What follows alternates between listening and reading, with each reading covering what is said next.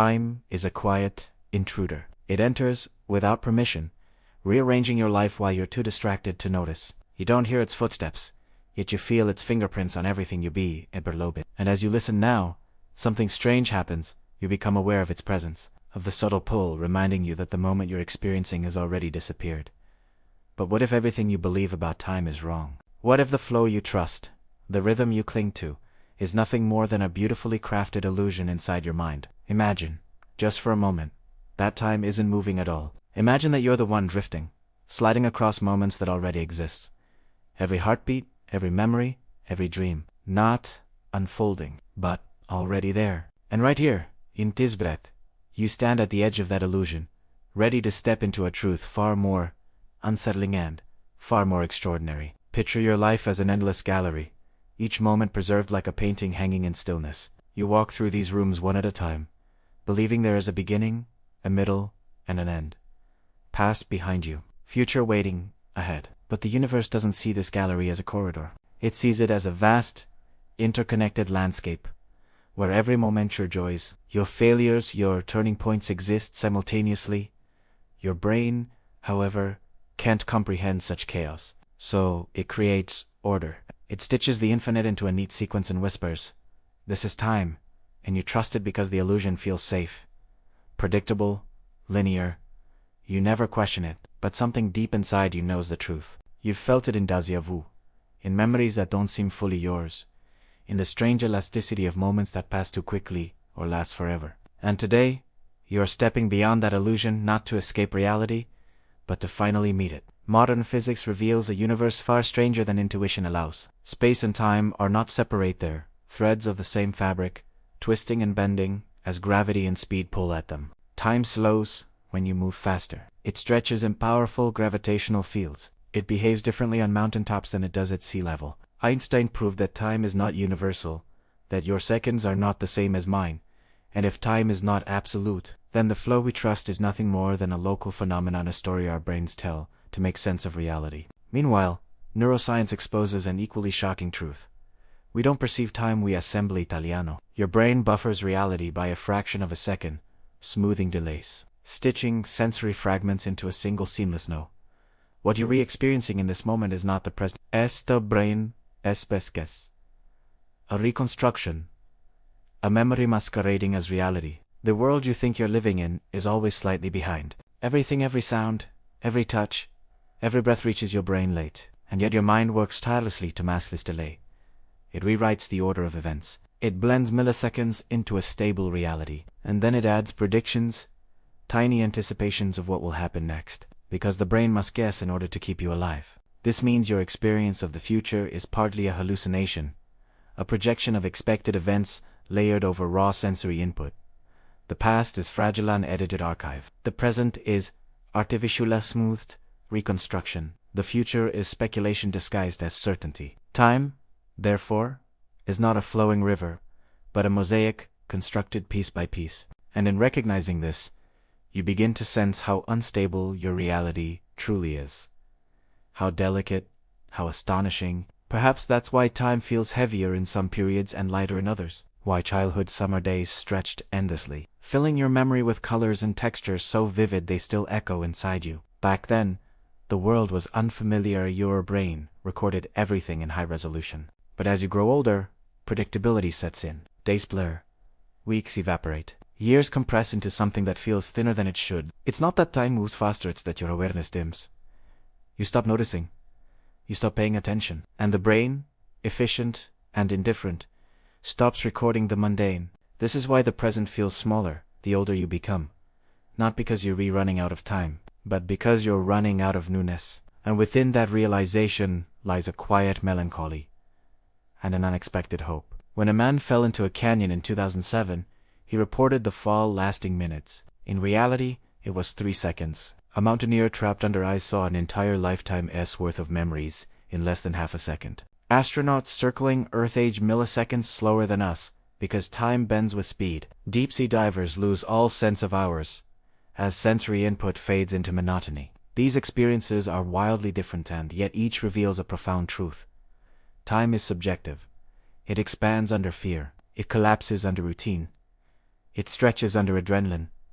It slows under silence. It bends under gravity. Time is elastic, unstable, fragile. Not a constant rhythm, but a personal experience. And although physics explains how it bends, only you can explain how it feels. Think of a moment when everything felt intensely alive. A kiss that made your chest tighten. A moment of danger that sharpened your senses. A breakthrough that filled you with electric excitement. In those moments, time seemed to move differently, not because the clock changed, but because you did. Your awareness expanded. Your senses heightened. The brain recorded more detail, and the moment stretched, becoming richer and longer in your memory. Now contrast that with a routine morning scrolling on your phone, walking familiar paths, repeating familiar tasks. Hours vanish without leaving footprints. Not because time sped up, but because there was nothing new for your mind to capture. A life lived without attention becomes a life that barely feels lived at all. So you may find yourself wondering, how much of your life have you actually experienced? Not remembered vaguely, not anticipated anxiously, not replayed endlessly in your mind, but lived fully, consciously, emotionally present. If time is shaped by perception, and perception is shaped by awareness, then the true tragedy is not that we lose time, but that we ignore it. We postpone our lives to a future that never truly arrives. We bury the present beneath predictions and regrets. We wait for the right moment, forgetting that the right moment is the one unfolding now. The illusion is not the passage of time. The illusion is believing we can afford to waste it. And maybe this is why regret cuts so deeply. It is not the wrong decisions that haunt us, it is the moments when we weren't fully there. The conversation we rushed through, the person we loved half-heartedly, the dream we abandoned because we assumed we had more time. But time does not heal. Awareness does. Presence does. When you stop treating the present as a stepping stone to somewhere else, something remarkable happens. The noise quiets. The world sharpens. Colors brighten. You begin to see life as it really is: fragile, fleeting, and unbearably precious. And in that clarity, you discover the power you've always had. The power to choose the moment instead of sleepwalking through it. Physics goes even deeper, suggesting that past, present, and future all coexist. Your childhood still exists somewhere in spacetime. So does your future self. Nothing vanishes, it merely becomes inaccessible from your current position. This idea, known as the block universe, proposes that every moment is eternally real. You're not moving through time, your consciousness is moving through a vast landscape of already existing moments, like a flashlight revealing one frame at a time. From the universe's perspective, your entire life is laid out like a tapestry. But from your perspective, you see only a thin thread, and this thin thread is where your meaning is created, where your story is authored, where your choices matter. Think of someone whose presence shaped you, someone whose laughter softened your hardest days, or whose advice still echoes in your decisions. Imagine them as they were years ago, a version frozen in your memory, detailed yet unreachable. That moment hasn't vanished. It still exists in the universe's vast architecture. You can't revisit it, but it's there, preserved. And one day, the version of you listening to this right now will also become a memory in someone else's mind, a moment sealed in spacetime, unreachable yet eternal. This realization carries a strange duality, a mixture of tenderness and heartbreak, reminding you that life is temporary, yet somehow permanent. That every moment is both fleeting and forever. Researchers studying elderly patients discovered something stunning. Nearly all of them described time the same way. Slow when you watch it, fast when you ignore it. They regretted not the years that passed, but the moments they failed to feel. They spoke of conversations they barely remembered, dreams they postponed until they were no longer possible, days they survived instead of lived. And yet the moments they did live fully, deeply, consciously felt eternal. These moments didn't just stay in memory. They shaped identity, anchored meaning, and revealed something profound. That time is not measured in length, but in depth. A single second of presence can outweigh a decade of distraction. Perhaps the purpose of time is not to limit you, but to guide you. If every moment existed at once, you wouldn't be able to change.